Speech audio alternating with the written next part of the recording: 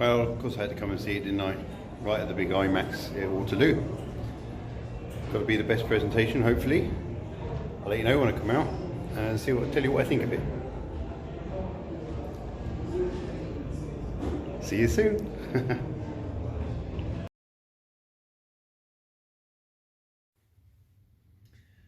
Well, hello there, Trevor here from Double Bill Movies. Well, yes, as you can see, I went to the BFI, the massive IMAX screen that is in London, basically in the middle of a roundabout. So the only way to get to it is through an underpass. I went with my wife, and of course we went to see Oppenheimer. And I was really trying to look forward to watching the film and experiencing film for the first time in decades, and obviously seeing it on the biggest screen in the country.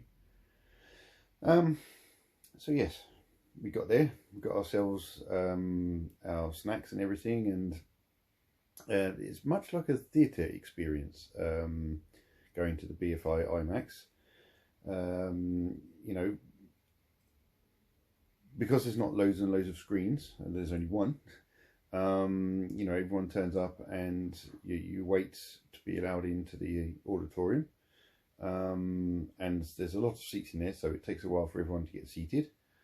But and then before the film starts, you get a presentation from one of the employees. They just sort of explain what you're about to watch, and that it's IMAX and this, that and the other. And the downstairs area that you come up from, that's closed, and if you need toilets or anything, that they're at the back rather than where you came in, and all that kind of stuff. So it's really quite an experience. It's not just a case of turning up to a cinema, sitting down, watching the trailers and your film. They kind of make something of it. It's the second time I've been there. The last time we went was for Avatar, the second release of the first Avatar, when the slightly longer version, in 3D and everything like that. So this is not in 3D. There's no need for it to be in 3D at all. But obviously we were getting the best experience that you can get for this film, Oppenheimer. The picture was stunning. The colours were really intense. I was a little put off by the change in aspect ratios. I was thinking that it was going to be IMAX all the way through. I kind of understand why certain scenes, they don't need the top and bottom, but I suppose because I'm sort of trained to look for things happening for my old job and everything, that I do pick up on it. It wasn't massively off-putting, I have to say. And of course, if you watch it in a theatre that doesn't have the IMAX aspect ratio, then you won't notice it at all, because there won't be any aspect ratio changing. So we were quite close. You could see from the picture that I put up, you can actually see the speakers through the screen. But you know, you definitely can't see them once the picture's on the screen. Yeah, so we were sort of to the left and a couple of rows from the front. There's clearly no you know, in a regular cinema where you've got the front rows and there's about 10 feet from there and the screen. This is not like that, because you would literally be looking up like that if the front row was that close. So although they're not the best seats in the world, I don't think they're horrendous. I did feel that I was getting a bit of a skewed image. You know, as you, like, if you look at a photo or something in a frame or whatever, and you turn it, you know, it's to skew the image. So yes, not the best experience, but can't complain. The fact that the BFI have added even more dates for this just shows how well the film is doing in the cinema. So yes, the film gets going, and I realised that my interpretation of the trailer isn't quite accurate. It is basically not a World War II film, and I kind of hate that when you watch a trailer and you get something from it, and you think, okay, that's what kind of film it's going to be, and then you go and watch the film and it's not like that. Now, I suppose I mostly got the World War II thing because of the bomb, the atom bomb that they were building and everything, and I guess they just happened to show most of those scenes. But so basically there's three things going on. There's the research and the development of the bomb, and that's all obviously takes place in 1945, 44, 45. Then you've got this inquiry that happens afterwards in the early 50s. That's still in colour, but has a slightly different look to it. But then you've got the black and white sequences, which are another sort of investigation and I don't know what you call it, hearing, I suppose. It's not, no one's being judged, it's not a court, but there is just some kind of hearing, some kind of inquiry. So they're the three elements that go on in the film. And it's not like you got, because it's a 3-hour film, it's not like you got 1, 2, then 3. They're all interdispersed and interlinked, and if you're not fully awake, you won't follow it very easily.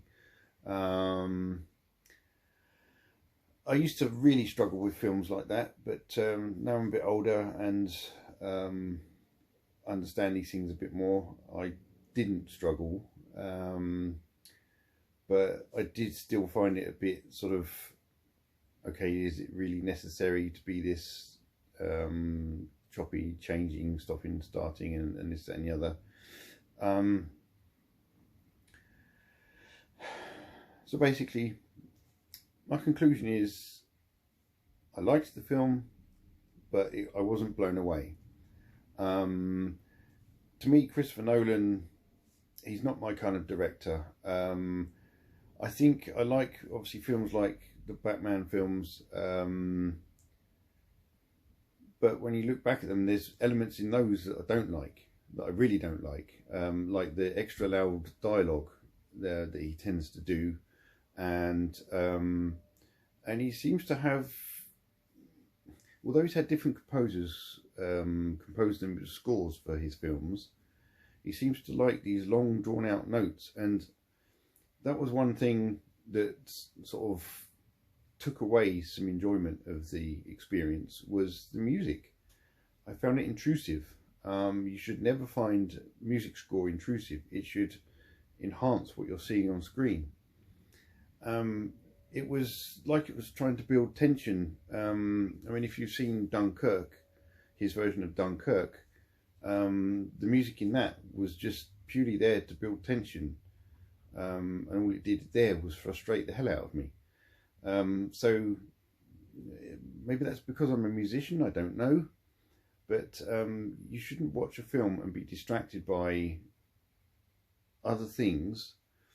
You should be able to hear them and notice them, but you know, the characters on screen, the fact it's not an action film, the characters on screen are the things that you should be concentrating on and that you should be getting full interaction with.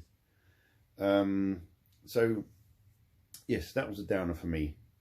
Intrusive music.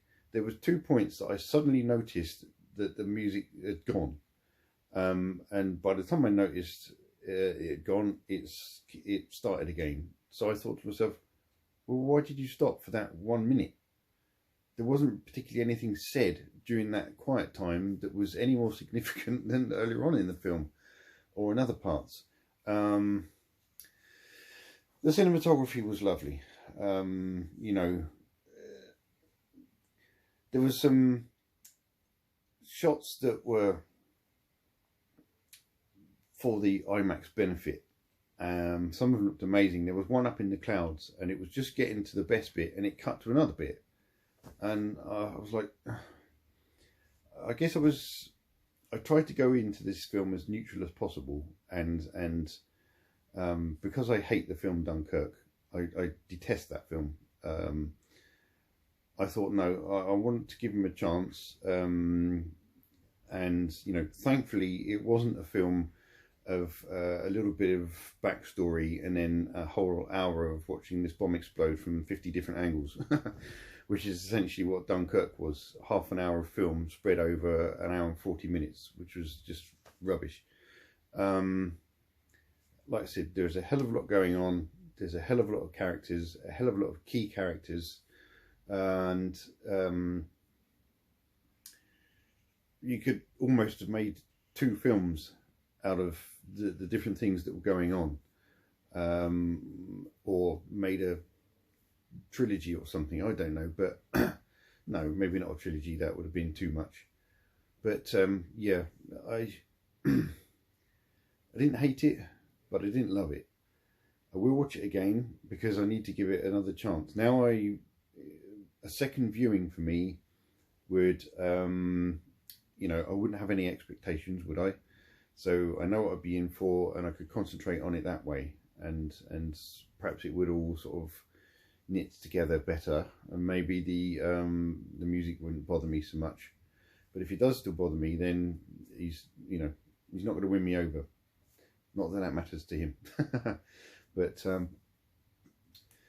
the actors played their parts amazingly. There was zero wrong with the acting.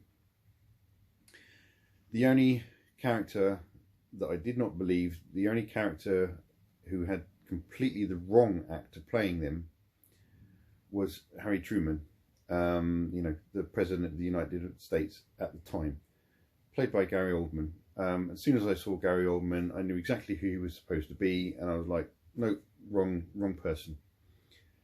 Robert Downey Jr. looked more like Harry Truman than Gary Oldman did. So, swap their roles. Cillian Murphy, I think he was a great choice for Oppenheimer. And so you got Josh Hartnett, he's in there, he plays a great character. Matthew Modine appears. I hadn't seen him in a film for a long time. It was great to see Matthew Modine. A lot of the actors are sort of aged, so they look older than they actually are. But there was another guy in there, I forget his name currently, but he was in Band of Brothers, and that was good to see him too. So quite a few faces I've recognised. Obviously Emily Blunt playing Mrs. Oppenheimer, she was brilliant. And yeah, so go and see it. Go and make up your own mind. Don't let me influence you and think, oh, it's going to be a bad movie, because it could have been my mood, as though I tried to go in as neutral as possible. And you know, it could just be that I'm not a Christopher Nolan fan, and I never will be. But you know, you go, you enjoy it, and if you can get to the BFI, it is 100% worth it, making the effort to get to the BFI in London and seeing, you know, the full experience, the best experience of Oppenheimer as possible.